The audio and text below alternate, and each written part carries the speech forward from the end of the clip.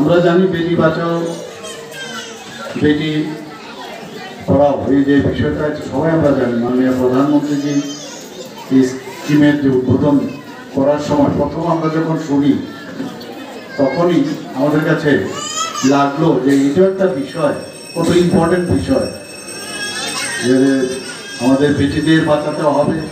ভ্রূণ হত্যা এটা কীরকম একটা অবস্থা আমরা প্রায়শই শুনতাম। তার মধ্যেও কিন্তু অনেক সময় একটা ডিসক্রিপেন্সি থাকে।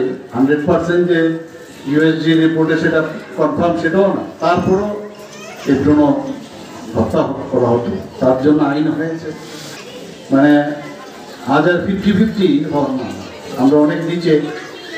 এবং তাহলেই পৃথিবীটা চলবে কী করে, সমাজ কী করে চলবে? মেয়েরা যদি না থাকে তাহলে কি সমাজ তৈরি হবে? খুবই সম্ভব না।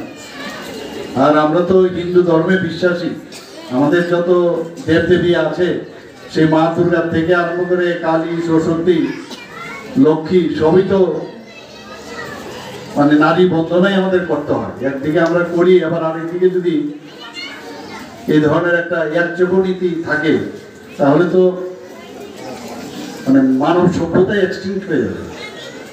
সেই জায়গায় দাঁড়িয়ে মাননীয় প্রধানমন্ত্রীজি যেভাবে এটার উপর জোর দিয়েছেন, বেটি বাঁচাও, বাঁচিয়ে তুলো, এবং শুধু বাঁচানো না, বেটিকে পড়াশোনা করিয়ে মানুষের মতো মানুষ করা, সমাজে যেন সে নিজের উপর সেলফ রিলায়েন্স, নিজের উপর নিজের পায়ে ভর দিয়ে যেন চলতে পারে।